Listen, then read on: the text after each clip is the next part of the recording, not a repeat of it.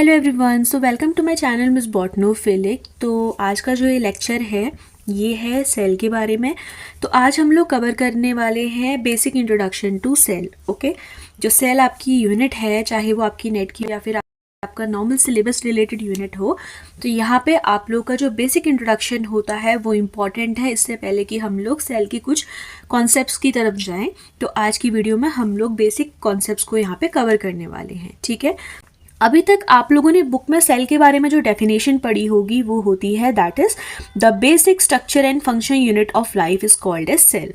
But इसका जो एक प्रॉपर डेफिनेशन होता है it is cell is the smallest functional hereditary and self replicatory unit of life that carry all essential processes. ठीक है, उसको हम क्या बोलते हैं? सेल बोलते हैं। सेल एक ऐसी यूनिट है लाइफ की जिसका क्या होता है, एक अपना पर्टिकुलर फंक्शन है, प्लस वो हेरिडेटरी इन्फॉर्मेशन शो करती है। हेरिडेटरी कहने का मतलब है कि जो जेनेटिक इन्फॉर्मेशन होती है ट्रांसफर करती है from one generation to another. Important thing it is self replicatory unit. ठीक है, तो ये कुछ चार इंपॉर्टेंट टर्म्स है जो कि सेल को एक्सप्लेन करते हैं। ठीक है, now why we called cell as a basic unit. हम सेल को बेसिक यूनिट क्यों बोलते हैं, ये चीज़ काफ़ी इंपॉर्टेंट है।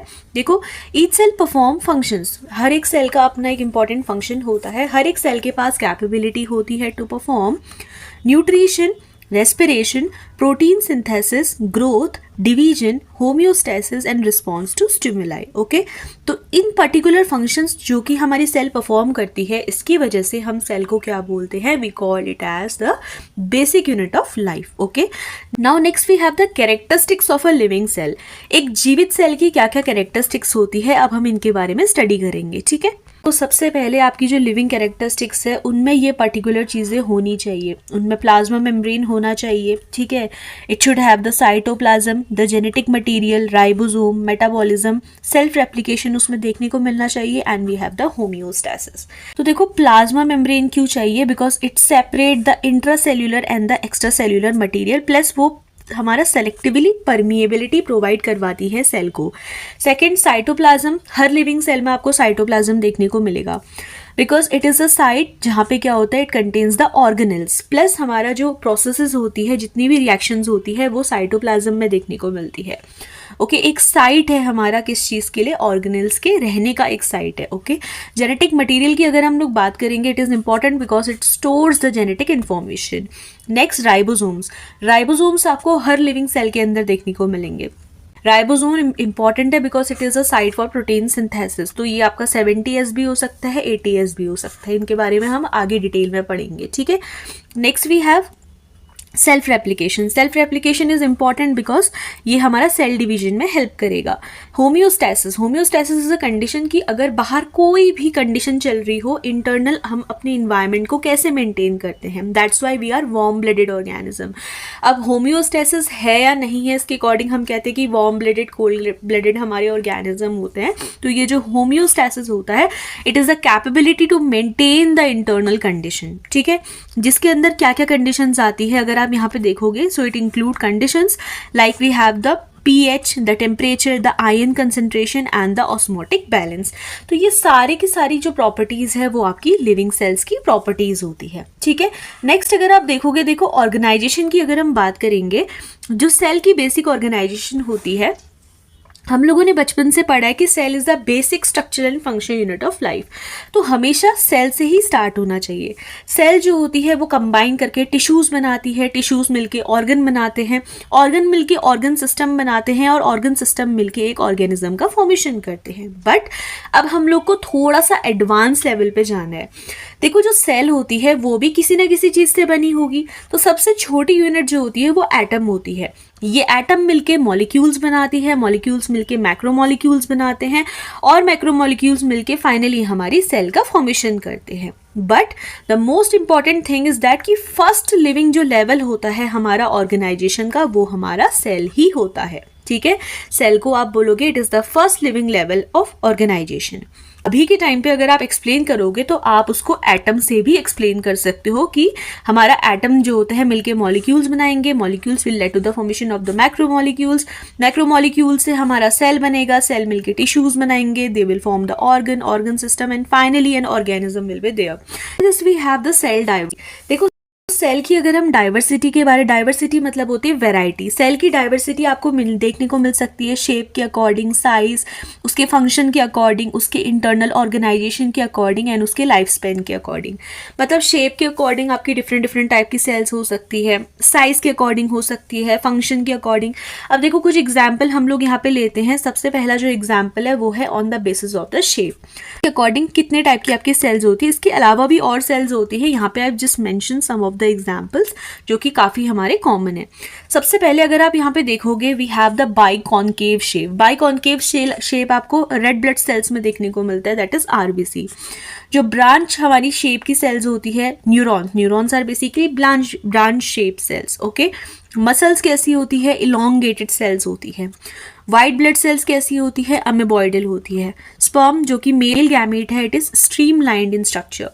एपिथेलियल जो सेल्स होती है वो या तो क्यूबॉइडल, कॉलम्नार या फिर स्क्वामस शेप की होती है। तो आपने देखा होगा कि जो शेप होती है इसके अकॉर्डिंग भी सेल्स में कितनी सारी डाइवर्सिटी होती है। ओके, नेक्स्ट जो हम एग्जाम्पल ले रहे हैं यहाँ पे साइज के अकॉर्डिंग जो डाइवर्सिटी होती है सेल्स में। देखो जो सेल्स का साइज होता है वो बेसिकली 1 to 100 μm के बीच में होता है। ओके, माइक्रोमीटर के बीच में यहाँ पे देखने को मिलता है। इसमें भी आपकी देखोगे तो जो लार्जेस्ट सेल है it is the ostrich egg. Ostrich egg is the largest cell. Longest जो सेल होती है वो न्यूरॉन होती है, that is a brain cell. Mycoplasma की अगर हम बात करेंगे ये थोड़ा एक एक्सेप्शन है because it is the smallest cell. तो इसका जो साइज होता है 0.2 से 0.3 μm के बीच में लाई करता है। सिमिलरली एक एग्जाम्पल और है आपका E coli which is a bacteria, Escherichia coli. इसका जो साइज है वो अप्रॉक्सीमेटली 1 to 2 μm के बीच में होता है। तो अगर आप देखोगे तो साइज के अकॉर्डिंग भी क्या होता है कि जो सेल होती है वो हमारी वेराइटी शो करती है। अब साइज से रिलेटेड एक बहुत इंपॉर्टेंट यहाँ पे, अब सेल साइज से रिलेटेड एक इंपॉर्टेंट टर्म है कि जो आपका सेल साइज होता है वो हमेशा स्मॉल क्यों होता है, वो लार्जर क्यों नहीं होता है। देखो cell size is limited by surface area to volume का रेशियो। यानी कि अभी क्वेश्चन आपका कॉम्पिटेटिव पर्पस के लिए भी इंपॉर्टेंट है कि भाई सेल साइज लिमिटेड क्यों होता है। It is because of the surface area to volume ratio. जब सेल साइज बढ़ता है यानी कि सेल साइज जैसे जैसे हमारा इंक्रीज होगा तो इसकी वजह से क्या होता है कि वॉल्यूम बढ़ता है सेल का, ना कि सरफेस एरिया। ठीक है, सरफेस एरिया के कंपैरिजन हमारा वॉल्यूम ज़्यादा बढ़ता है जब सेल का साइज बढ़ता है। तो इसकी वजह से क्या क्या चीज़ें होती है, देखो एक्सचेंज जो होता है न्यूट्रिएंट्स का प्लस वेस्ट का वो बहुत लेस एफिशिएंट हो जाता है। तो इस तरीके से क्या होता है जब ये सारी इंपॉर्टेंट प्रोसेसेस लेस एफिशिएंट होती है, this is the reason that why cell prefer to become small. ठीक है, सेल का साइज स्मॉल इसलिए होता है ताकि जब सेल का साइज बढ़ेगा तो वो डायरेक्टली क्या करेगा, वो सरफेस एरिया को बढ़ाने की बजाय वॉल्यूम को इंक्रीज करता है। That's why the cell are smaller in size. Okay, कि on the basis of the number of cell, number of cell के अकॉर्डिंग हमारे दो टाइप के ऑर्गेनिज्म होते हैं, या तो वो यूनिसेलुलर होते हैं या फिर वो मल्टी सेल्यूलर होते हैं। यूनिसेलुलर बोले तो इनमें सिंगल सेल होगी that will perform all function, सारे के सारे फंक्शन परफॉर्म करेगा। For example we have the amoeba and the yeast. Okay, multi cellular की अगर हम बात करेंगे ऐसे ऑर्गेनिज्म जिसमें डिफरेंट डिफरेंट टाइप की सेल्स होती है। तो इस टाइप के ऑर्गेनिज्म में डिवीजन ऑफ लेबर देखने को मिलता है, यानी कि सेल्स का जो फंक्शन होता है वो डिवाइडेड होता है, हर सेल अपना अलग फंक्शन यहाँ पे परफॉर्म करती है। सेल में डिफ्रेंसिएशन देखने को मिलता है। कुछ एग्जाम्पल अगर हम देखें, आपके जो प्लांट्स होते हैं, एनिमल्स, फंगस, ये सब के सब क्या होता है, ये मल्टी सेलुलर ऑर्गेनिज्म के पार्ट होते हैं। ओके, अभी हम इंट्रोडक्शन टू सेल पढ़ते हैं तो उसमें हमें सेल टाइप के बारे में पता होना चाहिए। आपके जो सेल टाइप होते हैं वो दो टाइप के होते हैं, that is the prokaryotic and the eukaryotic cell type. Okay, इसके बारे में डिटेल स्टडी हम लोग कमिंग ऑन लेक्चर्स में करेंगे, क्योंकि ये कोई छोटा टॉपिक नहीं है। इसमें आपको डिटेल में पढ़ना होगा कि भाई प्रोकैरियोट्स और यूकैरियोट्स में क्या डिफरेंस होता है। तो प्रोकैरियोटिक जो आपकी सेल टाइप होती है इसमें बेसिकली जो ट्रू न्यूक्लियस होता है वो एब्सेंट रहता है, और यूकैरियोटिक यू का मतलब ही ट्रू होता है, यानी कि ऐसे ऑर्गेनिज्म जिनमें क्या होता है, ऐसी सेल वाले ऑर्गेनिज्म जिनमें क्या होते हैं, हमारे ट्रू न्यूक्लियस देखने को मिलता है। ठीक है, so all about lecture 1 that was introduction to the cell, जो कि सेल पढ़ने से पहले आपको पता होना चाहिए कुछ चीज़ों के बारे में। जब आप सेल पढ़ रहे हो तो भाई उसके क्या कैरेक्टरिस्टिक्स है, किस तरह से वो ऑर्गेनाइजेशन का फॉर्मेशन करता है, उसकी पोजिशन कहाँ है लेवल ऑफ ऑर्गेनाइजेशन में, जो कि हमने पढ़ा, क्या लिविंग सेल के कैरेक्टरिस्टिक्स होती हैं, ये सब चीज़ों के बारे में एक बेसिक लेवल पे आप लोग को पता होना चाहिए। ठीक है, अब जो नेक्स्ट लेक्चर है उसमें हम लोग हिस्ट्री ऑफ सेल को डिटेल में पढ़ेंगे along with cell theory and evolution of cell. तो लेक्चर 2 भी मैं जल्दी यहाँ पे अपलोड करूंगी आफ्टर दिस लेक्चर। तो ये जो पर्टिकुलर सीरीज़ है, आई होप कि सभी स्टूडेंट को इससे हेल्प मिलेगी। काफ़ी टाइम से मैं यूट्यूब पे एक्टिव नहीं थी, बट अब मैंने सोचा है कि मैं अपनी प्रिपरेशन के साथ साथ आप लोग की हेल्प करूँगी, ताकि जो मास्टर्स और बैचलर्स के स्टूडेंट है अलॉन्ग विथ वो सारे स्टूडेंट जो कि लाइफ साइंस की प्रिपरेशन कर रहे हैं, यानी कि CSIR नेट के लिए या किसी भी तरीके के कॉम्पिटेटिव एग्जाम के लिए, UPSC के लिए, उनको एक बेस लाइन प्रिपरेशन यहाँ पे मिल सके किसी भी पर्टिकुलर लेक्चर से रिलेटेड। ओके, सो अगर आप लोग को चैनल पसंद आता है, चैनल का कंटेंट अच्छा लगता है, तो प्लीज़ आप अपने फ्रेंड्स के साथ और अपने क्लासमेट्स के साथ मेरी वीडियो को शेयर करें। So that's all for today's video. Thank you.